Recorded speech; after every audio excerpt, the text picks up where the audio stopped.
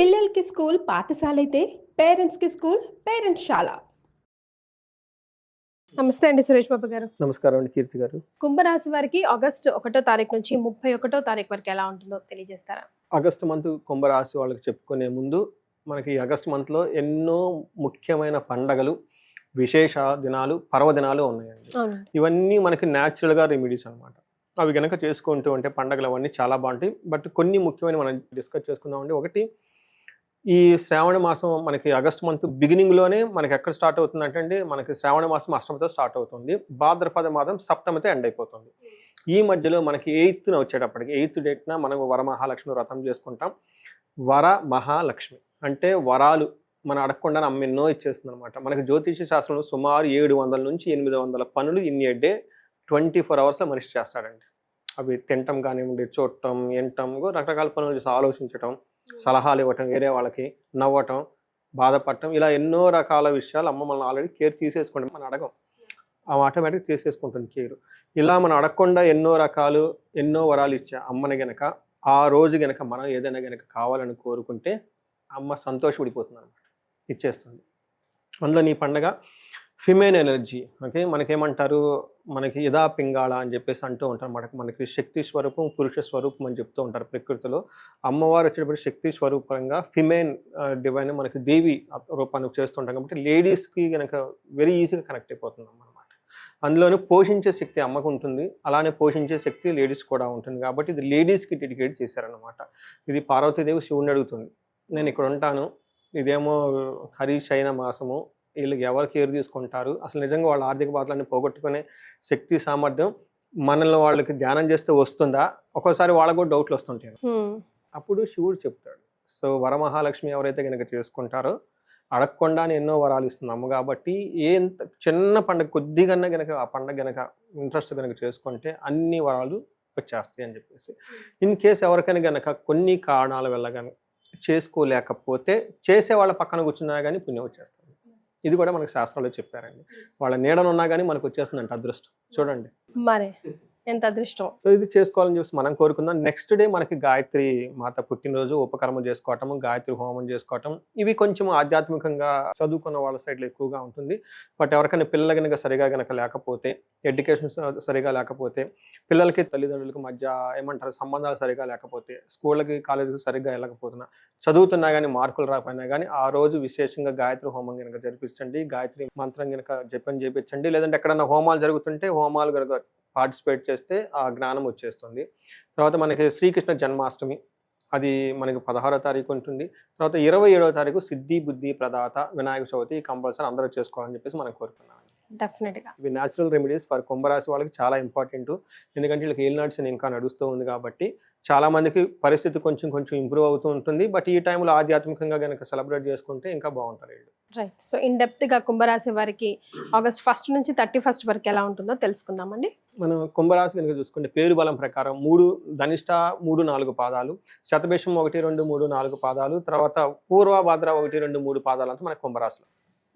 మనం ఈ మంత్లో 4 గ్రహాలు మారుతూ ఉన్నాయండి. ఒకటి ఆగస్టు మంత్లో 17న సూర్యుడు మారుతూ ఉన్నాడు.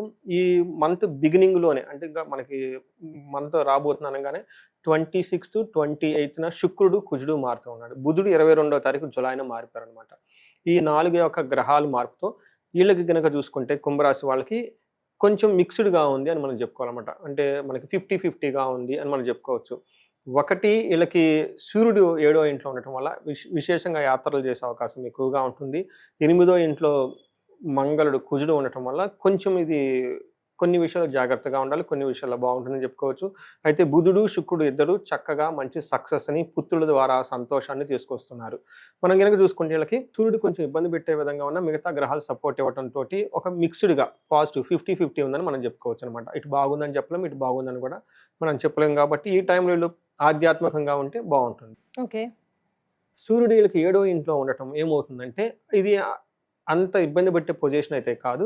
బట్ వీళ్ళు ఉత్సాహంగా ఏదైనా కనుక పని చేస్తూ ఉంటే వేరే వాళ్ళు వచ్చి ఆటంకం పెడుతూ ఉంటారు.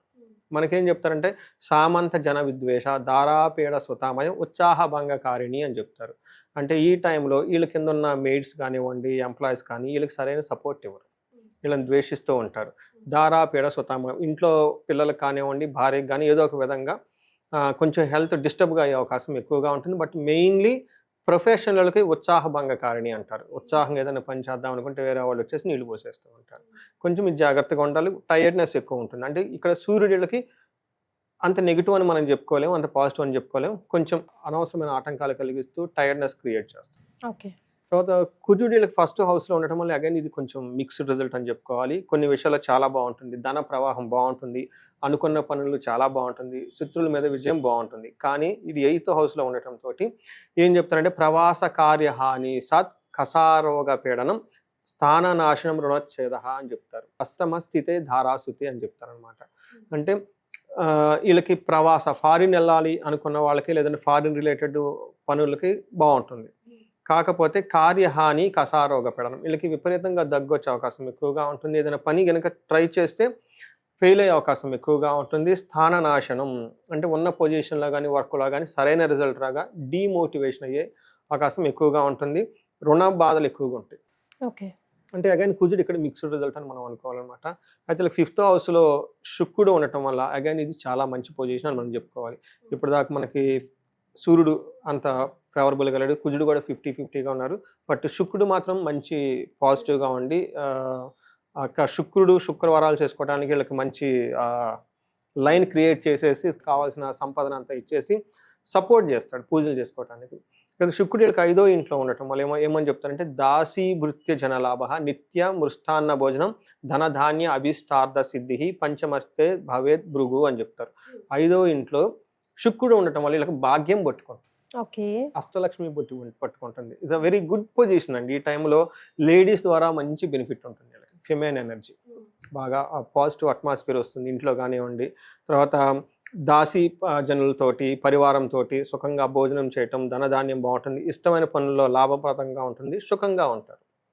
సో శుక్రుడు మంచి యోగ్యతను ఇస్తూ ఉన్నాడు. బట్ నేనేం చెప్తానంటే వీళ్ళకి ఆల్రెడీ ఎల్నాడు శని ఉండటం వల్ల పెద్ద ప్రాబ్లం ఏమి ఉండదు. ఒక కామ్ కూల్ గోయింగ్ పోయేది ఒక మంత్ అని మనం చెప్పుకోవచ్చు. రైట్. మరి కుంభరాశి వారికి నక్షత్రాల ప్రకారం ఎలా ఉంటుందండి? నక్షత్రం వీళ్ళకి కూడా అగైన్ 50-50గా ఉందండి. కొన్ని పాజిటివ్గా ఉంది, కొన్ని ఛాలెంజింగ్గా ఉన్నాయి. వీళ్ళకి ధనిష్ట నక్షత్రం కనుక చూసుకుంటే వీళ్ళకి లాభప్రదంగా ఉంటుంది. ప్రొఫెషన్లో ఒక హైక్ వస్తుందండి వీళ్ళకి. ఏమని చెప్తారు రాజ్యలాభం అంటారు. రాజ్యాభిషేకం జరుగుతూ ఉంటుంది. తర్వాత వీళ్ళకి హెల్త్ కాంప్లికేషన్స్ భయము రోగము చూపిస్తుంది. ఇది నెగిటివ్ సైడ్లో అని చెప్పుకోవాలి. మనకి శతభిష నక్షత్రం వాళ్ళకి చూస్తే వీళ్ళకి లాభప్రదంగా ఉంటుంది. ప్రొఫెషన్లో బాగుంటుంది. అయితే వీళ్ళకి డార్క్ సైడ్లో దరిద్రము భయము చూపిస్తుంది. ఓకే.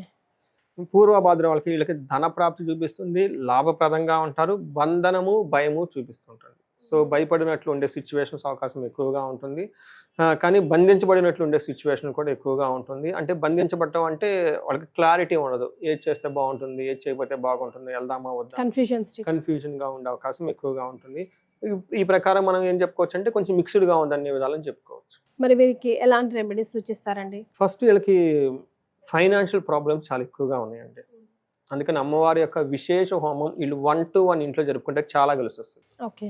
ఒకటి కుబేరు పాశుపత అభిషేకము, రెండో రోజు వచ్చేటప్పటికి అమ్మవారి యొక్క విశేష హోమం శ్రీ సూక్తంతో సంపుటీకరణ చేసిన కొన్ని బీజ మంత్రాలతో చేస్తారని సంపుటీకరణ ధన ప్రవాహం వచ్చేస్తుంది. ఇది కాకుండా వీళ్ళకి ప్రమోషన్స్ వచ్చే అవకాశం కూడా ఎక్కువగా ఉందండి.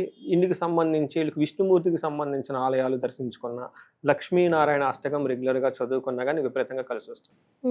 సో ఇవి కాకుండా వీళ్ళకి ఇంకా వాళ్ళకి అప్రాపరేట్గా ఇంకెక్కడైనా కనుక భయం పడే సిచ్యువేషన్స్ ఉన్నా కానీ వీళ్ళకి మన్యు పాశుపత అభిషేకం చేయించుకున్నా లేదంటే చండీ హోమం చండీ పారాయణం చేయించుకున్నా కానీ నీకు బాగా చక్కగా కలిసి వస్తుందండి. ఈ వచ్చేటప్పటికి స్పెసిఫిక్గా కొంతమందికి నేను ధన ప్రవాహం లేక ఇబ్బంది పడుతున్న వాళ్ళకి 1-1 వాళ్ళ ఇళ్లలో చాలా వరకు హోమాలు చేశానండి. అవి వచ్చేటప్పటికి కుబేరు పాశుపత అభిషేకం కానివ్వండి, మహాలక్ష్మి విశేష హోమం అన్ని చేస్తున్నాను. అయితే చాలా మంది ఎంక్వైరీస్ ఏమంటే మీకు 1-1 కాస్ట్లీ అవుతుంది, సామూహికంగా ఉన్నప్పుడు లేదంటే తక్కువ కాస్ట్లో ఉన్నప్పుడు మాకు కూడా చెప్పండి, మేము పార్టిసిపేట్ చేస్తామని చెప్పిన వాళ్ళు ఉన్నారు. వాళ్ళ గురించి అని నేను ఆగస్టు 21, 22 ఈ 2 డేస్లో అమ్మవారి యొక్క విశేష హోమం విత్ కుబేరు పాశుపత అభిషేకం ప్లాన్ చేస్తున్నాడు. ఇది సామూహికంగా చేస్తూ ఉన్నాను. సో ఇంట్రెస్ట్ ఉన్న వాళ్ళు కనుక నెంబర్కి కనెక్ట్ అయితే డీటెయిల్స్ వాళ్ళకి ఇచ్చేస్తాము. సో చాలా సంతోషం అండి. కుంభరాశి వారికి ఆగస్ట్ నెలలో ఎలా ఉంటుంది తెలియజేయడంతో పాటు రెమెడీస్ని కూడా సూచించారు. ధన్యవాదాలు.